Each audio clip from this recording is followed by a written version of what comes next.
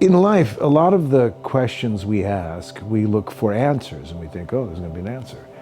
But really, the most interesting questions can't be answered. And my father, who was a painter, would always say, if you can't talk about something, or when you can no longer talk about something, paint it. Use your brush and your pen as a way of asking questions.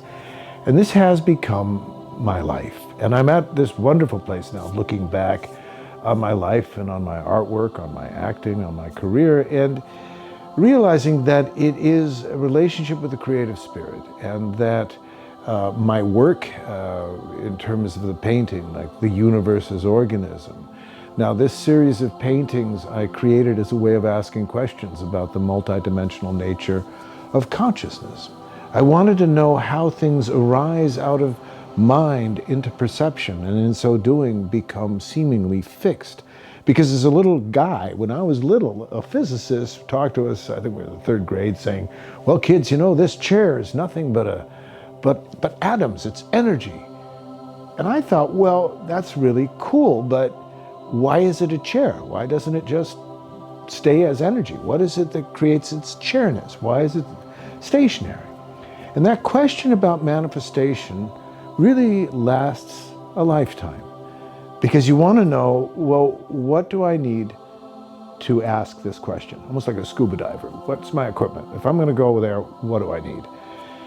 And beginning with my acting, which was very important because it allowed me an approach to the unconscious, to the questions I was asking, not that I had to believe them, because in acting, you're not worried about believing something. As a matter of fact, you're suspending your disbelief. You're allowing yourself to consider what if. And that's the same thing with painting. You don't know how to do a painting. You don't know what you're going to paint. So you say, well, what if? And part of the seed idea behind all of that is the question you ask. Now, if it's a role, you say, okay, what does it mean to play Hamlet? What are the lines saying? What is the script saying? What's the play telling us? And you put all of that into digestion. Well, the same thing when it comes to consciousness.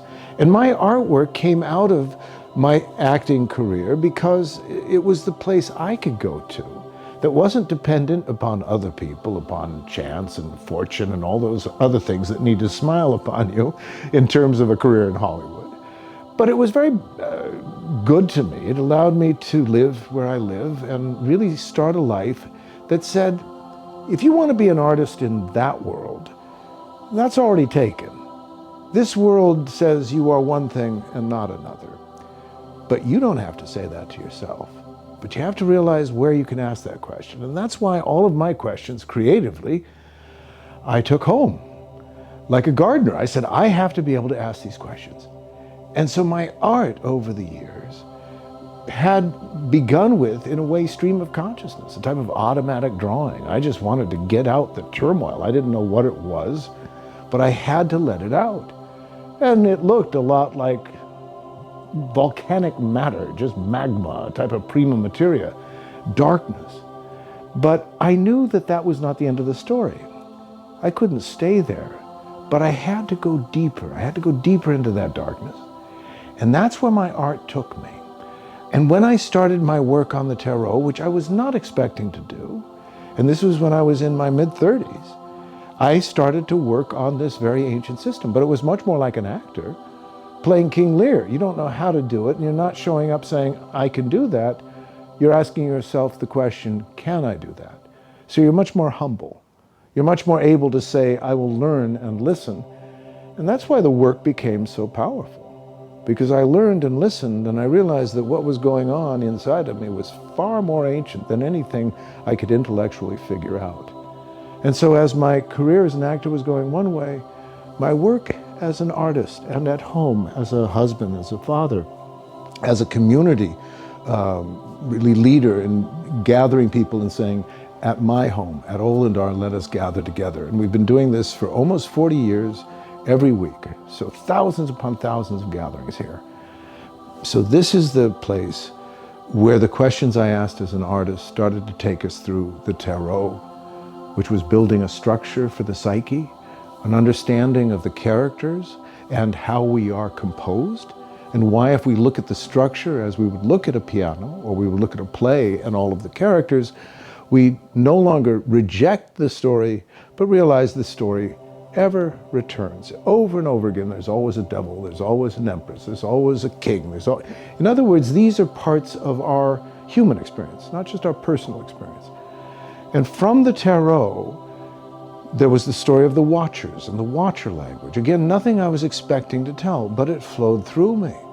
And as it did, it started to tell the story of the hieroglyph of the human soul, the story of the living library, of the painted cave, that we are the outcome, we are the technology, we are the questions we are asking in the future, we are the answer in the present.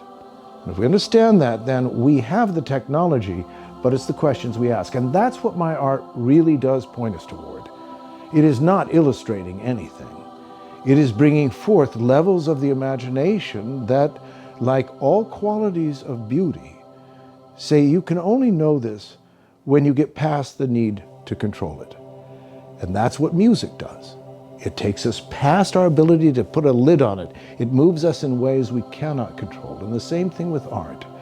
And this is why, we can always not look at it, but once we do, we start to be taken on journeys. And that's the nature of this work. It's the nature of journeying into the deep unconscious, into the human imagination, and finding ways and tools to not go mad, to actually have a vessel, a vehicle that lets one see these inner realms and bring them forth without it costing the life itself. Because one of the things I say at this point in my life, the things that could have driven me mad have not. They have strengthened my psyche and indicated that who we think we are, because the artist is not the individual. The artist is a function. And the artist as a function says, I reveal those things that you either don't have time, the inclination, the interest, or the energy to explore. So let me do that. If it's any good, like going to a mountain, I'll bring back some treasures.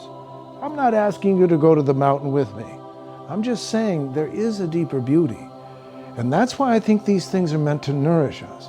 They're meant to live with us, like a garden lives with us, like roses live with us, so that they remind us of a greater beauty, a greater fragrance, a greater truth that doesn't demand something from us, but says, if you follow this path, and I say this with my life, I will take you on an adventure of unimaginable knowing.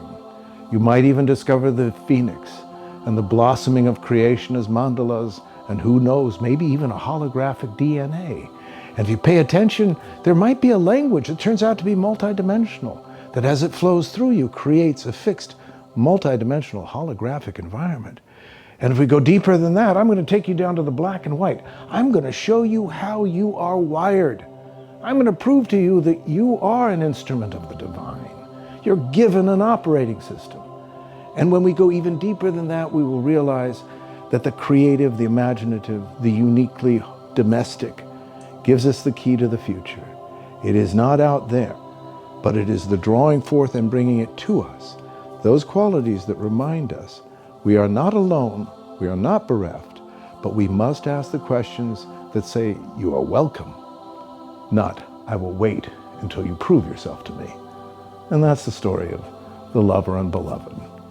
And that's another story for another day.